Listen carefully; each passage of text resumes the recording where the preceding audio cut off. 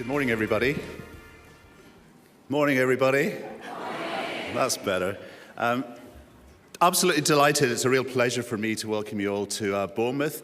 Actually, the weather this morning hasn't been too bad. If you arrived yesterday, you would have known how windy and wet it was. But actually, this morning it seems to be quite dry but cold. So on behalf of the College of Podiatry, I welcome you to our annual conference. Our conference is the event of podiatry in the calendar. More delegates, more experts, more networking than any other event in our profession. And I'm especially pleased to announce that today we are joined by friends and colleagues from around the world.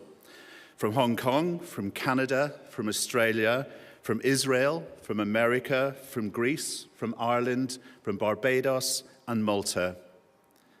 We're so grateful that you've come to our conference to share your expertise with us and hopefully to learn from the College of Podiatry. You're most welcome. I know I've been in post of Chief Exec here for just over a year, and throughout that year I've made it my absolute priority to meet as many members as possible, to listen to how you feel about your profession, to understand what it's like to battle for resources in the health service and to take on the risks and responsibilities of private practice. And I've also been there to hear what you want from your professional body and your trade union. On behalf of your council and myself, I want to thank you for your involvement, engagement, and expertise and the contribution that you have given over the past 12 months. You members, provide a critically important service for patients, supported by your College of Podiatry, not only by treating urgent conditions, but by working as hard as possible to keep people healthy. I have met podiatrists and watched them working in both the health service and in private practice. I have seen you perform complex procedures on patients of all ages and from all social backgrounds. What you do is amazing. And every day I applaud how hard you work for patients. I believe that to continue your great work, you need a powerful, strong, supportive organisation by your side, protecting you at work, supporting you to learn, building the podiatry community, and shaping our future. So over this year, your organisation, your council, and your executive team, together with the combined excellence of all of our staff teams, have been making some changes. We have been listening hard to how we can support you in the future, so we are continuously improving, recalibrating, innovating, and developing everything that we do. We have a vision statement that encapsulates what we stand for, so let me remind you of that. Podiatry will be recognised by the public, by fellow healthcare professionals, by policymakers, commissioners of healthcare, as synonymous with foot health. Podiatrists will be at the forefront of innovative practice and high-quality, cost-effective care in the United Kingdom. I'd like to tell you just about a few of the objectives we have successfully achieved this year on the journey to fulfil our vision. First, we have made much-needed reforms to our governance structure. You told us our committee systems were overcomplicated, and it was hard to see what people were actually doing at the College of Podiatry. There were so many committees with overlapping agendas. You got behind our drive to reform the committee system to make it easier to get much more involved, more transparent, and more accountable. I'm very pleased to tell you that we have been launching today our new Members Forum to replace the Delegate Assembly. It will enable members to be involved with and be listened to by the College. It is member-led and lets you engage however it suits you. You told us that our hybrid name, a society and a college, did us no favours in being clear about who we are and what we stand for with our stakeholders, with the media, and with future members. We won support from both the TUC and the HCPC for our proposed name change, and the members voted wholeheartedly in support. So across all media channels, and with our stakeholders, we are now known as one amplified voice, the College of Podiatry. We are also establishing an organisational strategy which promotes, encourages and supports inclusion, equality and diversity. A culture based on fairness, inclusion and mutual needed respect. This work has been led by our members group, and I would like to thank them for all of their excellent work. And so I now firmly believe, and I know that George, our Chair of Council, and our Council agree that we have a high-quality, transparent corporate governance service that our members demand and deserve. And this is the absolute bottom line requirement for a modern professional body and a trade union. Our second objective is about the money. It's all about the money.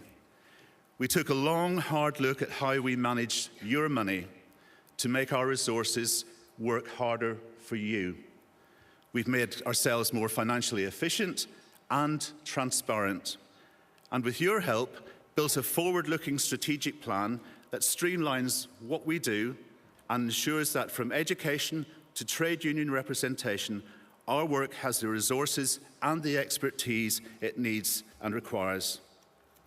I'm delighted to tell you that there will be even more benefits and services for you this coming year. So let me tell you what's new. I'm delighted today to announce that we are launching our new membership app. The app means that you will have your membership information at your fingertips whenever you need it. It includes college news and your digital membership card. You can update your personal details whenever you need to, and there'll be easy access links to get in touch with the College of Podiatry. And we have a new online mentoring program. It has tools and guidance to support you as a mentor, as a mentee, or both, helping members with their professional development, sharing the knowledge and expertise that is fundamental as individuals and for the profession.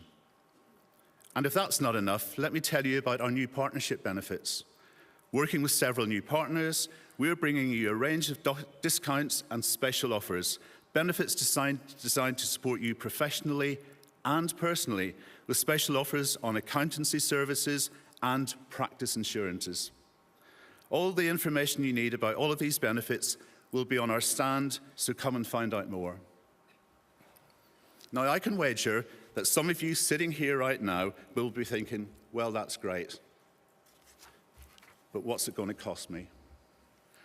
Well, I'm really pleased to tell you that because we've worked hard to eliminate waste and duplication, your fees will not be rising this coming year. Just let me say that once again. There is no membership fee increase this year. Applause.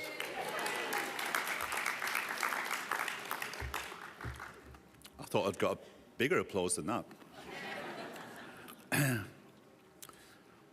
So now to the third area I want to talk about, and that's education and learning.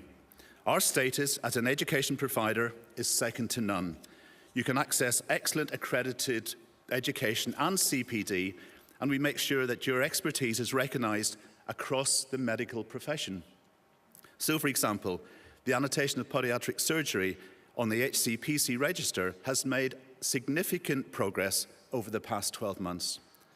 The food and diabetes module has been extremely successful, with over 100 delegates passing through the course in Glasgow, Cardiff, Bournemouth and London. And the feedback has been so good that we are planning 3 more in 2019. The college team has worked collaboratively with Health Education England to develop a career framework and a network for advanced clinical practice, which will include MSK and the high-risk foot. We've launched the Diabetes Commissioning Toolkit, which has been extremely well received. And for those of you at the start of your careers, and I've just been upstairs with the students, where are the students? Noise? Students usually noisy? It was great to see, yeah. They'll be a bit noisier later when they're at their party with wine, I'm sure. It's great to see so many students here today. And if you are at the start of your career, we have launched our new student and graduate networks to bring you all together to be the podiatrist leaders of the future. It's vital that more students choose to study podiatry, and through the Office of Students and SciHead programme, we are playing a leading role in supporting the recruitment and retention of students onto the podiatry courses. And if you're a new graduate, I'd like to invite you to come and talk about how you can get much more involved. For our hardworking reps, we have been awarded a grant from the Union Learning Fund to skill us up in promoting and leading a strong culture of diversity and equality. And finally, I've asked my team to put a figure on how many members who have found themselves in difficulty that we have supported in the last year. Our employment support activities have won over £1 million for our members so far in 2018 in personal injuries and other job-related claims. So please join me in thanking our fantastic reps who work so hard for you.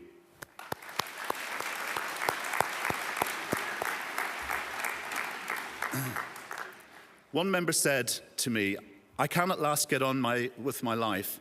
Thank you so much to the college. There is life after life-changing injuries." This is what's so wonderful about being a professional organisation and a trade union. I very much want to spend my time at conference this year talking to you personally, hearing what you've got to say, and sharing with you more of what we have been doing over the year. But I want to close now by talking about one of the themes I mentioned earlier on in my talk, and that's about shaping the future. Because aside from the business, the service, and the governance reforms, the issue that keeps me awake at night is what the future of podiatry will look like, and how we can ensure that we make the future develop, and we develop that future in a way that we believe is best for patients and for our profession. Let's make no deal about this. We face some serious challenges. The pressure on the health service across the UK does not create an easy environment for professions like podiatry when times are tough. Cuts happen first in specialist services, patients suffer, and our profession loses good practitioners. And all at a time when the health needs of our ageing population are growing, and we are seeing patients with more complex needs and with multiple conditions. And as you know, other groups of health professionals look at what we do and how, by treating problems of the feet and lower limbs, we can transform our patients' lives and enable them to regain their mobility, fitness, and dignity, and avoid life-changing illnesses. So these people want to do what we do, and they are setting up services that directly challenge our members in private practice and in the NHS. So our profession has to take a deep breath and ask itself some questions. Do we believe that all the people who need our services know how to find us? Do we believe that other parts of the health service and politicians and stakeholders understand that we can provide expert care to help with our long-term conditions? With static student numbers and an ageing workforce, will we attract enough new people within the profession to become experts for the future and to fulfill our ambitions? These are questions we must find answers to, but we will do that together. This year we were delighted to work with Health Education England, who asked us to help them develop 3 key areas of work: the supply of people to recruit to the profession, how we keep the people in the profession, and finally, our image and how we influence looking at advanced clinical practice, academic careers, and the development of a career framework. Several of our members are on these work streams, and I'm delighted to chair the strategic working group overseeing all of this work. This is a wonderful opportunity for collaborative working with our membership and Health Education England on the critical issues that we all face. I believe that it's never been easier to reach and influence people directly through social media and the incredible amount of information that everyone can access.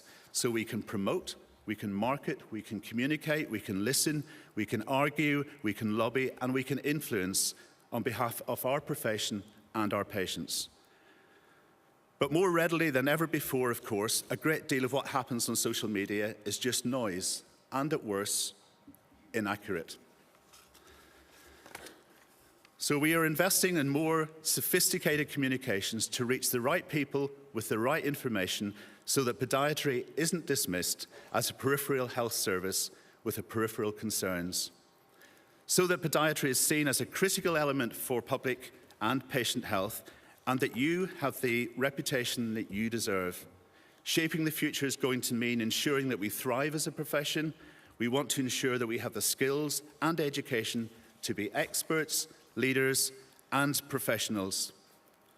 We will be pushing back against the service costs, protecting you in your working environments, building a sustainable, supported workforce, and ensuring excellent quality patient care. I'd like to thank you once more for the support you've given the College of Podiatry and myself, and the leadership that you, our members, show us. I truly believe that we can achieve our vision if we do it together. Thank you very much.